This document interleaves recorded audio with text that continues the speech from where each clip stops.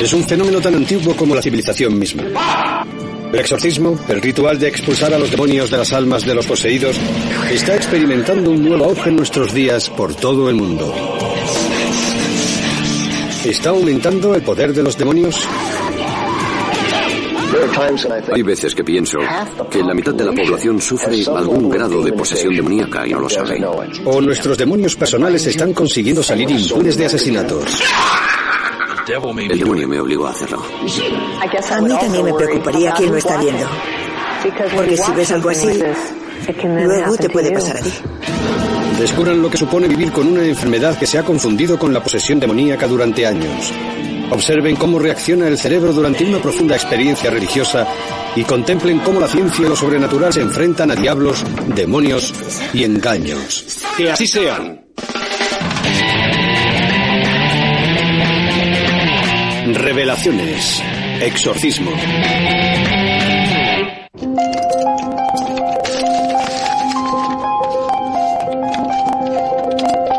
Hace algunos años, pero no demasiados, el demonio parecía estar pasado de moda. Un concepto algo chocante, muy lejos de ser un ente malvado que se entromete en las vidas de las personas. La idea de que Satanás pudiera entablar una especie de combate cuerpo a cuerpo con el alma de una persona sonaba algo totalmente medieval. Eso fue antes de que una película titulada El Exorcista centrara su atención en un antiguo ritual católico y aterrorizara a toda una generación. La gente que veía El Exorcista empezaba a sentir náuseas también, y a temblar, e incluso vomitaba y se sentía mal. Solo con ver la película empezaban a pensar que ellos también podían estar poseídos. Empezaron a llegar avisos continuamente. La gente visitaba a los sacerdotes porque pensaba que podía ser poseída. La repercusión de la película en el imaginario colectivo fue enorme, desencadenando una infinidad de imitaciones y avivando una obsesión creciente por el satanismo. Hoy en día, el exorcismo está en plena forma y sigue prosperando en Roma.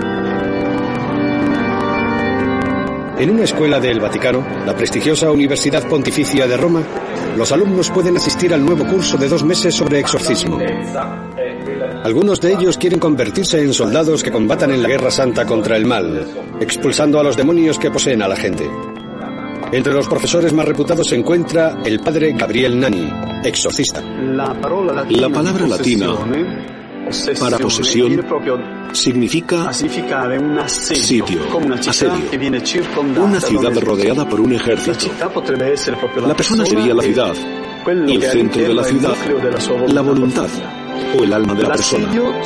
Los demonios parecen destruir sistemáticamente todas las defensas de esa persona y controlan su voluntad. El antiguo ritual católico y la versión anglicana de la que vemos una grabación de la década de los 70 apenas han cambiado desde la Edad Media. El sacerdote o el pastor le pide al espíritu maligno que abandone el cuerpo en el nombre de Jesucristo. Pero no interactúa con el demonio de ninguna otra forma. Te desafío en nombre del Señor. Algo muy diferente a esto. Esta es la casa del Señor. Es propiedad del Señor. Son los fieles del Señor. No tienes derecho a estar aquí. Deja a esta gente en paz. Bienvenidos a uno de los multitudinarios seminarios sobre exorcismo de Bob Larson. Lo suyo es enfrentarse con el diablo cara a cara. Vamos a luchar contra el rechazo, el abandono. Larson es una figura polémica incluso entre los cristianos de los movimientos carismáticos y lleva 30 años practicando exorcismos. Una pareja, un amigo, un padre, un familiar que no se haya preocupado por nosotros como debería. Voy a enfrentarme a ti por lo que le has hecho a este hombre. Hay veces que pienso que la mitad de la población sufre algún grado de posesión demoníaca y no lo sabe. Estamos protegidos por el pacto de sangre original. ¿Me oyes, Satanás? Esta noche Larson está realizando un seminario en Pasadena, California. De demonios alimentándose de las debilidades humanas y acechando tras los ojos de los abatidos, los afligidos, los iracundos y los desorientados. La verdad es que a veces los demonios sois un poco torpes y os delatáis. Ahora sabemos que hay un espíritu maligno del que tenemos que deshacernos. La mayoría de los demonios se manifiestan a través del sufrimiento humano. Hay demonios asesinos, de ira, rechazo, furia y venganza. Las personas entierran sus sentimientos más profundos. ¿Cómo los sacarán? Y ahí empieza a crecer y crecer. Jezabel, no tienes agallas para mirar a un hombre de Dios. Mírame. No quiero mirarte. Mírame. No quiero mirarte. Abre los ojos, te lo ordeno en nombre de Cristo. Lo importante en un exorcismo no es que la gente cree por las películas. No se trata de llegar a echar un poco de agua bendita, sacar un crucifijo y gritar ¡fuera! Hay que llegar a esta parte herida y furiosa de la persona y ayudarle a resolver ese problema para que el demonio ya no tenga dónde agarrarse. Isabel, ella no te quiere. Vete, te lo estoy pidiendo. Vamos, díselo. Decidle a estas cosas dónde se pueden ir. ¡Fuera! ¡Fuera! ¡Fuera! ¡Fuera! ¡Fuera! ¡Fuera! ¡Fuera! ¡Fuera! ¡Fuera! No voy por ahí hablando con los demonios. Los interrogo cuando estoy practicando un exorcismo. Yo no hablaría con uno fuera de ese momento. Pero cuando estás haciendo un exorcismo, hay un punto en el que dejas hablar para obtener la información que necesitas para conseguir exorcizarlo. Los últimos 30 años, Larson asegura haber exorcizado más de 6.000 demonios. ¡Sal ahora mismo en el nombre de Dios! ¡Suéltala! Imparte una media de más de 20 seminarios al mes y ha dado conferencias en 80 países. Salid. Demonios, salid. Jairina lleva más de un año asistiendo a estos seminarios. Asegura que los demonios la atormentan desde que era una niña. Yo, Eli. Cuando era muy pequeña, tenía pesadillas. Veía demonios aterradores en mi habitación. Me atacaban mientras dormía y me violaban. Era asqueroso, sucio y repugnante. Me despertaba y pensaba, ¿pero qué me está pasando? El Espíritu Santo. Quieto. Quieto. Te ordeno. He estado en psiquiátricos. He solicitado ayuda profesional. He hecho todo lo que me han dicho que hiciera. Pero no ha servido de nada. Y cuando empecé a venir aquí, comencé a sentirme aliviada poco a poco. Con cada exorcismo que se me practicaba, pensaba, empiezo a sentirme mejor. Vete, vete. Solo en el último año, a Heidi se le han practicado más de 50 exorcismos. Para los escépticos, el diálogo entre Heidi y Bob parece más bien otra cosa. Un espectáculo de hipnosis en el que una serie de personas sugestionables representan lo que un líder carismático les pide. Si cuentas con alguien tan sugestionable que puede llegar a pensar que está poseído, el resto es casi automático. Se dedican a actuar, a representar un papel. Pueden poner una voz gutural o mascullar unas frases que parecen un idioma desconocido, o temblar y convulsionarse. ¡Sal en nombre de Dios! Tirarse al suelo, patear y retorcerse. Pueden hacer muchas cosas con las que puede parecer que están poseídos, pero no es así. No. Tiene una vila, un micrófono, unos focos, varios ayudantes y otras personas ya han sido exorcizadas. Las personas que están ahí están cargadas emocionalmente y conocen perfectamente el papel que tienen que representar. No. No creo que él sea un estafador o un impostor de forma consciente y monte el papel. Él se lo cree y ellos también. Es un psicodrama. Se retroalimenta. Siéntelo. Vamos. Es pura psicología, nada más. Deja salir la ira. Y lo que es peor, la industria del exorcismo puede poner en peligro la salud física y mental de estas personas, según la opinión de la psicóloga Elizabeth Loftus. Me preocupan mucho los individuos que sucumben a esto, porque tal vez tengan un problema que tiene una cura real, que les ayudaría realmente a largo plazo. Y en lugar de eso, están desperdiciando su tiempo y sus recursos en obtener una cura falsa, que está evitando que busquen una verdadera solución que podría cambiar sus vidas.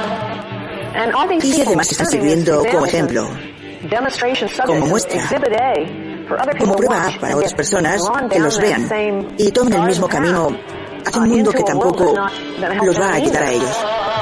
¿Qué está ocurriendo realmente? ¿Son personas realmente poseídas por el diablo?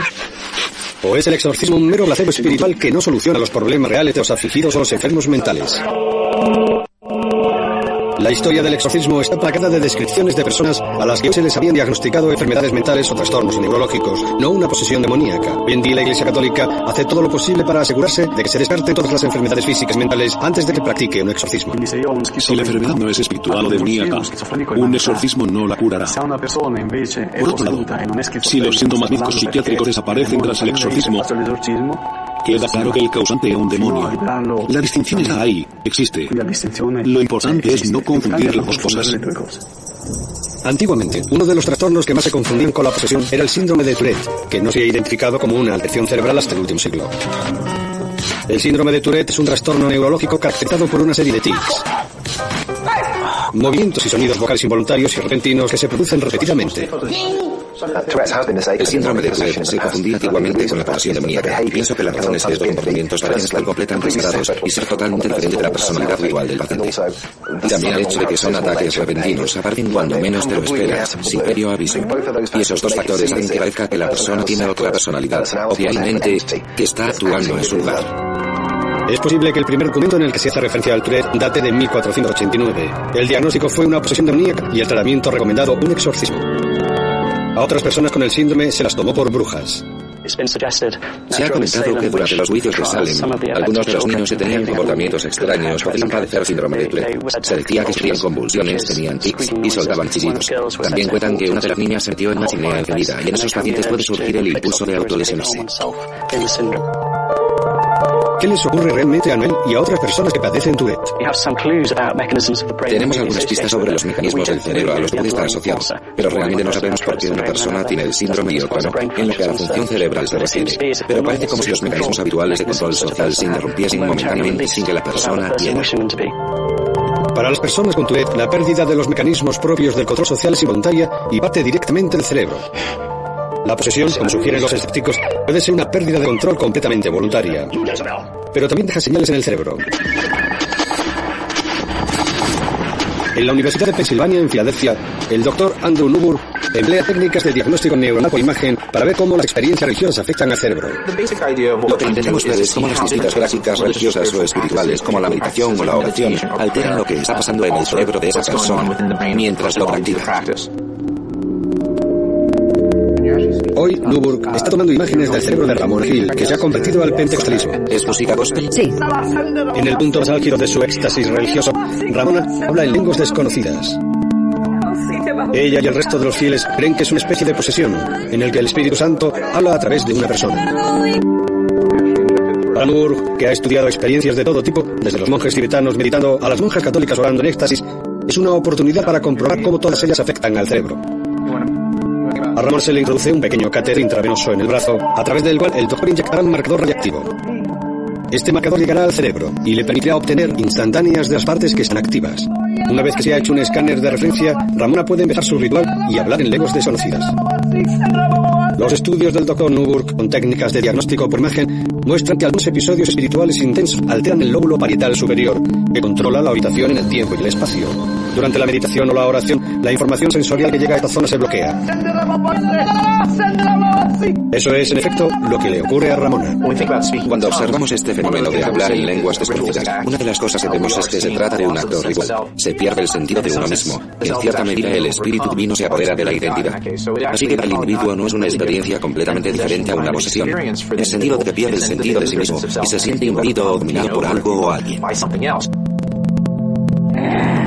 Newburgh todavía no ha estudiado a ninguna persona supuestamente poseída por un demonio, pero sospecha que es muy probable que la experiencia sumamente ritualizada y rítmica de exorcismo provoque alteraciones similares en el cerebro. Con todo ese bombardeo sensorial se produce una alienación en la que la persona pierde el sentimiento de su identidad y se desconecta o se disocia de su personalidad habitual o de su forma de pensar. Esa estimulación rítmica produce una reacción que la lleva a un estado paralelo de conciencia. Si observamos a personas en este estado, parece que estuviesen poseídas por algo. Los tengo en mis manos. Tengo a toda la nación en mis manos.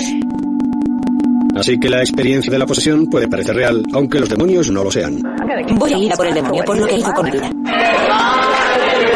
El exorcismo puede parecer una forma inofensiva de autoayuda, pero algunos psicólogos aseguran que hay muchos motivos para preocuparse. Dicen que puede desencadenar enfermedades mentales e incluso matarlo. Bollason insiste en que en los miles de exorcismos que ha practicado solo se han producido algunos cardenales o arañazos. Pero en las últimas décadas, los exorcismos han causado un alarmante número de heridas y muertes. Aparentemente porque se tiene la idea de que se puede expulsar a los demonios mediante la tortura. Se dice que ha habido exorcistas que han sacado los ojos e introducido crucifijos por la nariz o las gargantas de los poseídos. Los han golpeado, metido en hornos, estrangulado y asfixiado, con el supuesto objetivo de librarse de los demonios. Si repaso mentalmente las 3 décadas que llevo practicando exorcismos, miles y miles y miles de ellos, Nunca he visto que a nadie se le hayan producido heridas irreversibles. Es cierto que a veces tenemos que sujetar a una persona y en ese momento puede hacerse arañazos o cardenales mientras la soltamos para que no se haga daño a sí misma. Es lo más que puede pasar, algo temporal, pero nunca daños permanentes porque sencillamente no lo consentiríamos. Es extremadamente raro que se produzcan muertes en los exorcismos, pero los psicólogos y los médicos insisten en que hay otro tipo de heridas mucho más profundas, las psicógicas. La doctora Elizabeth Loftus es una psicóloga cognitiva especializada en recuerdos falsos.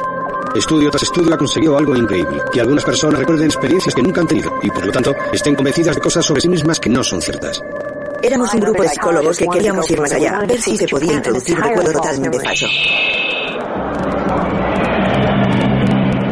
Ideamos una forma de hacer creer a la gente que cuando tenía unos 6 años se perdió en un centro comercial. Estaba asustado, llorando.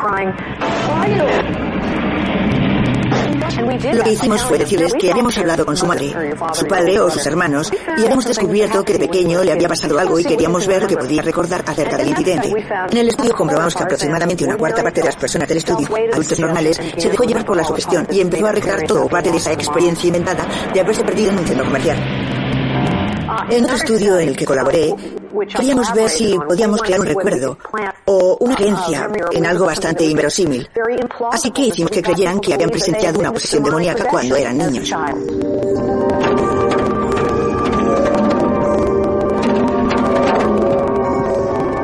Si podemos hacer esto con una simple manipulación, contándoles historias sobre lo verosímil que podría ser algo, o un testimonio de que a ellos les ocurrió algo así, imagínense lo que puede conseguir una persona convencida y carismática para hacer creer a otras personas que están poseídas y que tienen que hacer algo al respecto.